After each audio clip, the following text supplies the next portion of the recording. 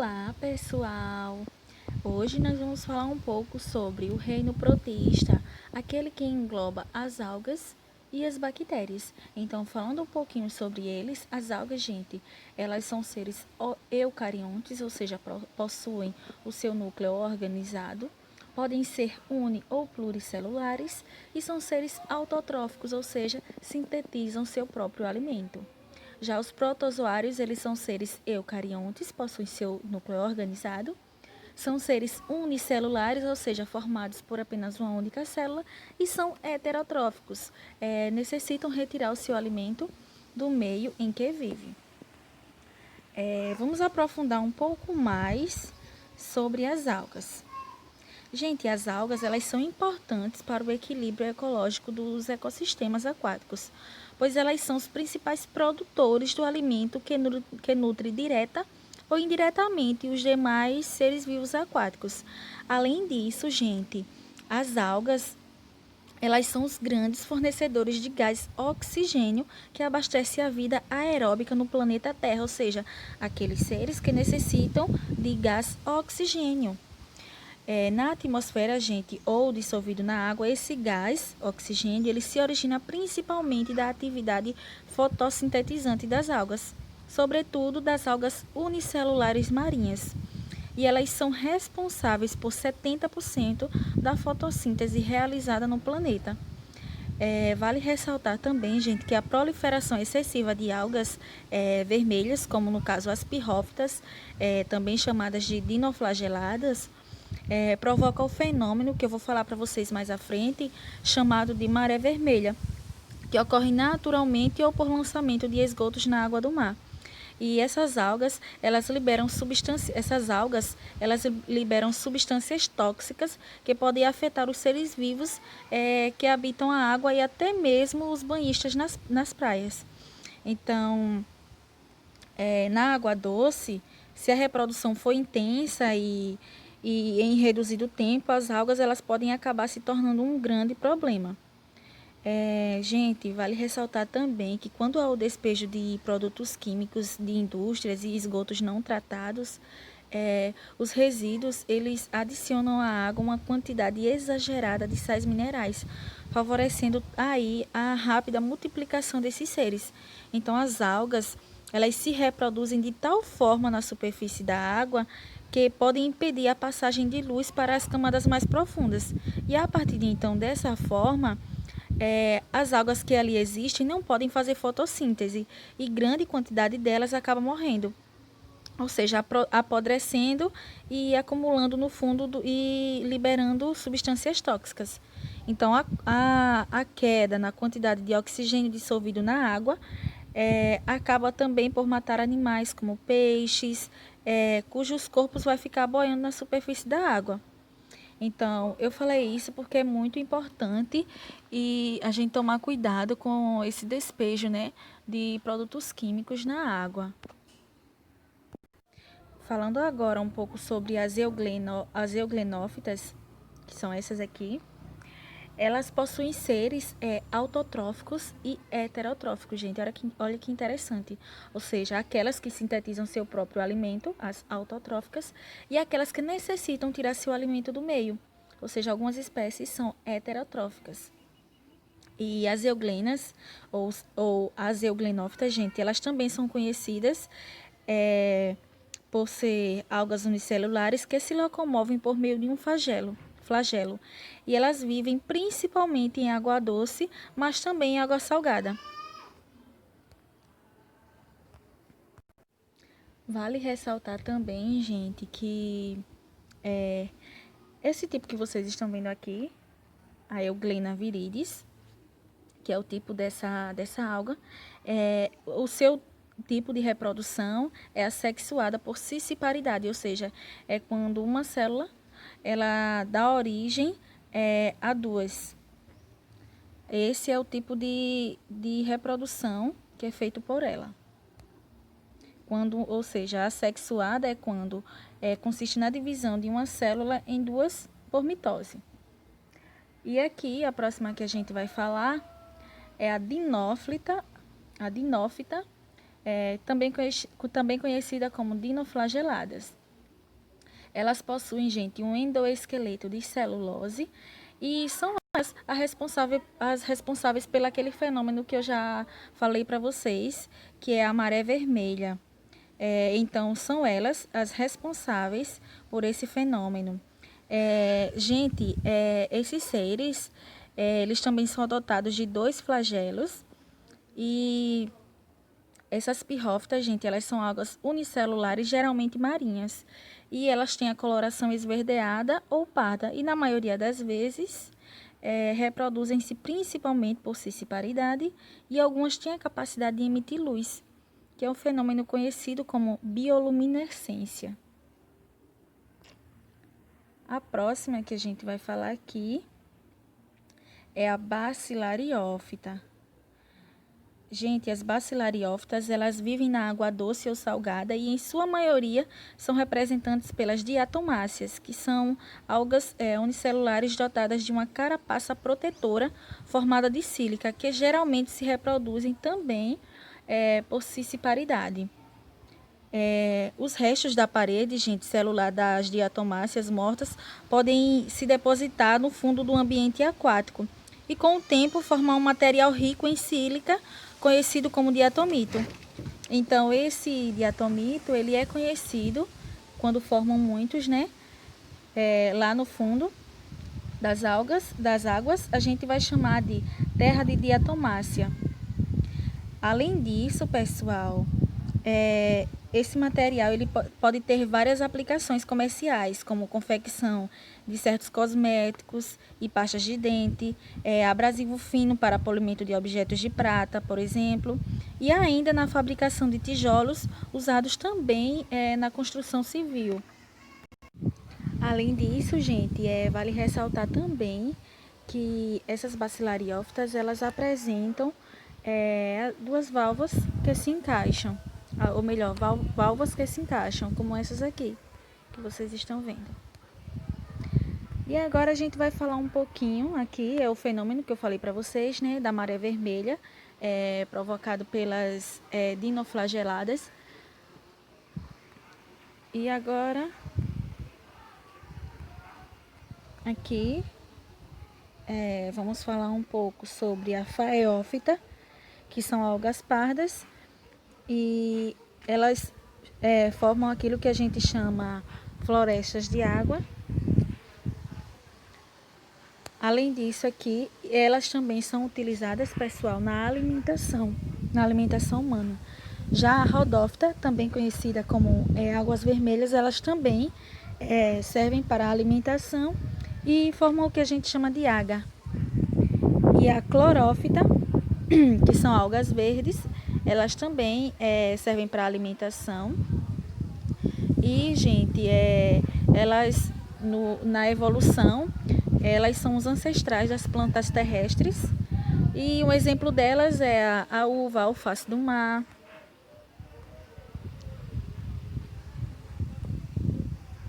Tá, pessoal, que a alternância de gerações é uma forma de reprodução encontrada em todas as plantas, também nos selenteirados, os quinidários. E nesses organismos ocorre uma reprodução por via assexuada, não ocorre troca de gametas, e uma fase sexuada, na qual ocorre a troca de gametas. Então, o que vocês estão vendo aqui, gente, aqui a fase diploide e aqui a fase haploide. E aí vamos entender o que cada uma delas representa. Então, a fase haploide, denominada de gametófito, gente, se alternará com a geração diploide, conhecida como esporófito. Já uma célula haploide, ela possui apenas um conjunto de cromossomos, por isso que ela é chamada de N, enquanto uma célula diploide tem dois conjuntos de cromossomos, conhecido como 2Ns. Aqui, N e 2N. Então, aí é só para demonstrar para vocês que elas possuem, né, uma forma em que ela vai ter o que? Ela vai viver, ela vai passar pela reprodução assexuada e a outra sexuada, na qual vai ter o que? A troca de gametas. Agora, vamos falar um pouco, pessoal, sobre os protozoários.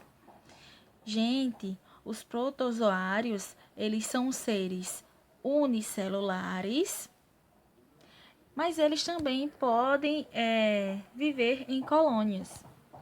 Eles são eucariontes, ou seja, possuem seu núcleo organizados e heterotróficos, obtêm seu alimento do meio em que vivem.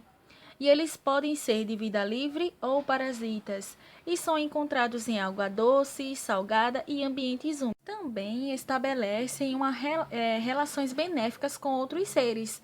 Um exemplo é a triconinfa, que ela vive no intestino de cupins. Ou seja, enquanto os cupins oferecem um habitat para elas, né? Porque elas vivem lá no intestino deles, eles ajudam os cupins lá na digestão dos seus alimentos. E também podem ser divididos em 4 classes, de acordo com a sua estrutura de locomoção, que são o que? O risópoda, ou sarcodínia, o ciliata, ou ciliófora, o flagelata, ou mastigófora, e o esporozoa. Então, vamos lá falar sobre cada um deles. Gente, o risópoda ou sarcodínio são os protozoários que se locomovem estendendo pseudópodes, ou seja, expansões em sua célula que atuam como falsos pés. As amebas, elas são um exemplo de sarcodínio. Esses aqui, gente, ó. Ou seja, ele faz o quê? Eles atuam, eles enviam essas expansões, e essas expansões que são estendidas por eles são tidas como falsos pés, e elas servem para poder eles se locomoverem. Já aqui, os ciliados, gente, eles são seres que utilizam cílios, ou seja, pequenos filamentos ao longo do corpo na locomoção. E um exemplo dos ciliados são os paramécios. Já agora aqui, falando um pouquinho dos flagelados, eles são os que nadam com o auxílio de flagelo, gente. Logo, filamentos que vibram e permitem a locomoção. Um exemplo de flagelado é a giardia. E protozoários, gente, flagelados são alguns do gênero Leishmania, que causam a leishmaniose. E vale ressaltar também, gente, que essa doença ela afeta 12 milhões de pessoas no mundo. E o último que a gente vai falar aqui, que é o esporozoa, ou conhecido como esporozoários, são protozoários que não possuem estruturas de locomoção. Eles são todos parasitas, gente, e causam doenças. Entre eles também está o plasmódio, causador da malária. E vale ressaltar também, gente, que células vermelhas do sangue infectado pelo plasmódio, causador da malária, essa doença ela é muito comum na África.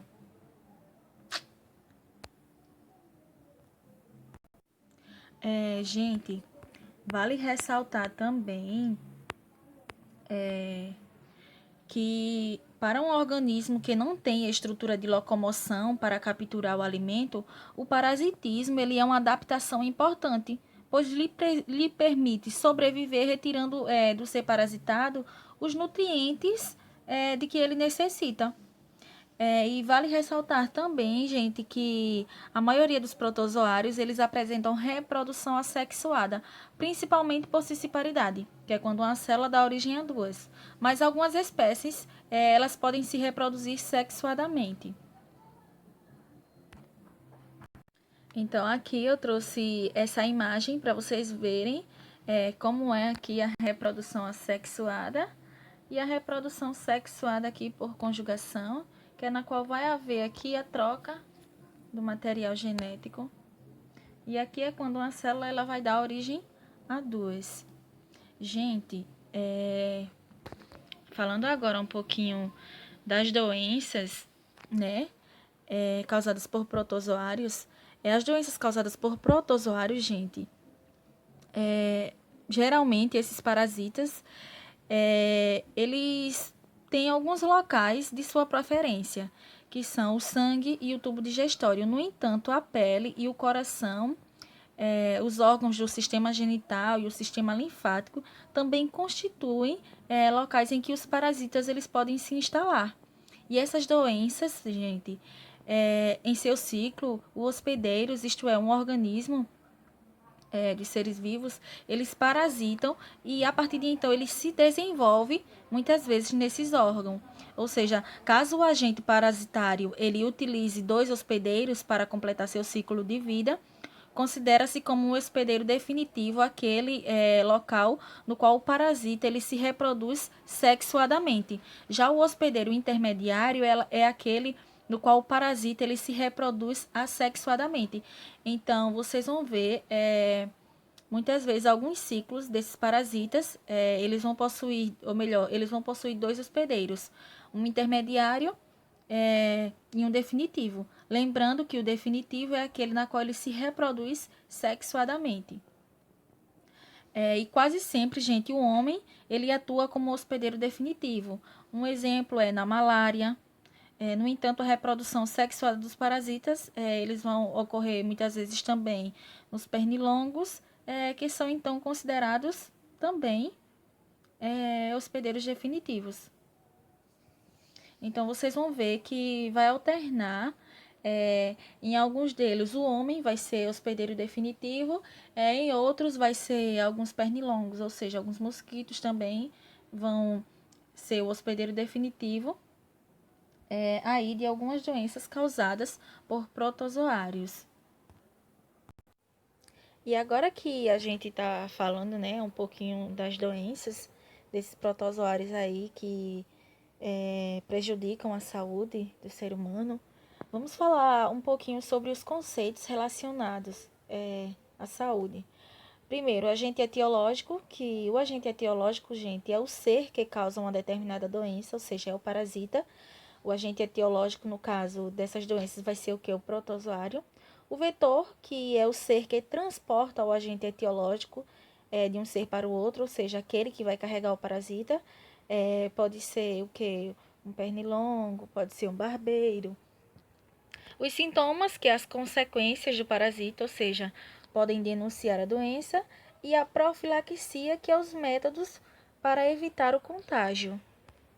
Vamos falar agora um pouco sobre as doenças, pessoal. E a primeira que a gente vai falar é a amebíase. A amebíase que tem como agente etiológico o protozoário Entamoeba histolítica. Os sintomas, gente, que esse protozoário causa lesões intestinais, ou seja, no intestino, causando desinteria e fezes com sangue.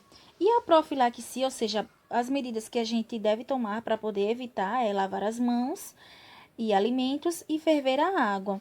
E aqui o que vocês estão vendo nessa imagem é aqui a contaminação de alimentos por cistos, né, contendo esse protozoário, seja em alimentos ou água contaminada.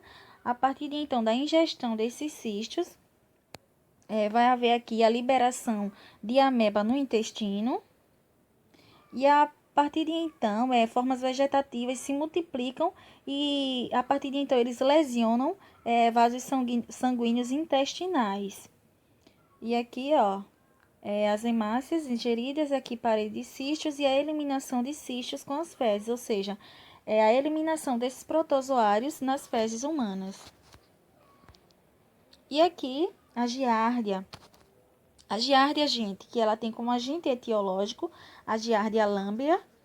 E os sintomas são lesões intestinais, desinteria e fezes com sangue. E a profilaxia é lavar as mãos, alimentos e ferver a água.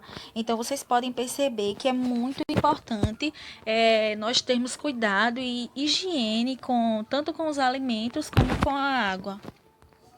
Aqui o próximo que eu vou falar para vocês é a leishmania. Gente, a leishmania que tem como agente etiológico a Leishmania brasiliensis. E o vetor é o mosquito palha, conhecido como birigui. E os sintomas são lesões cutâneas, como essa que vocês estão visualizando aqui. Gente, vale ressaltar que é muito importante a gente ter cuidado, porque além de ter lesões cutâneas, tem algumas lesões que a gente chama de lesões viscerais, que são aquelas que acabam aqui, ó, ocasionando inchaço também nos nossos órgãos, como esse que vocês estão vendo nessa criança. Já esse aqui são lesões cutâneas. O próximo que a gente vai falar é a doença de Chagas.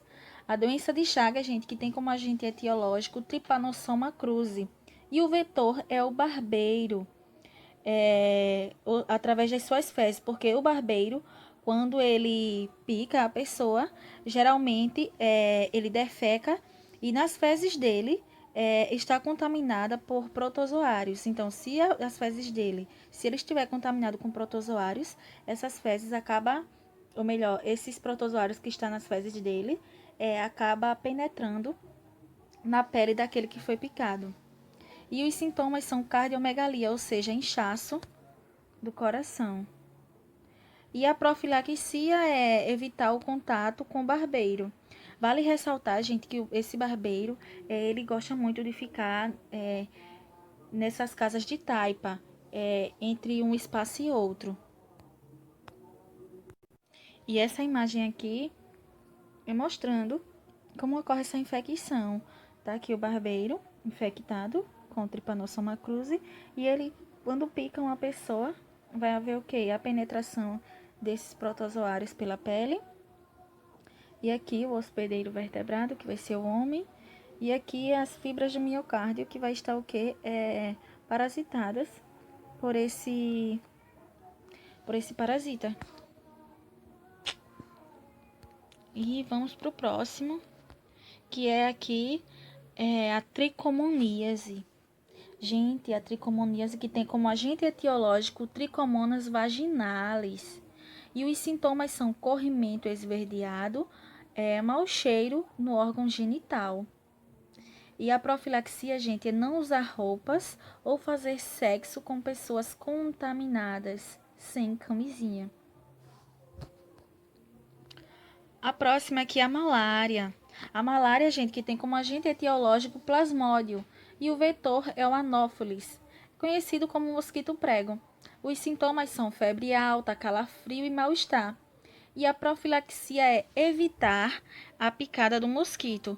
Então, aqui o que vocês estão vendo é o ciclo, ou seja, a forma de transmissão dessa malária.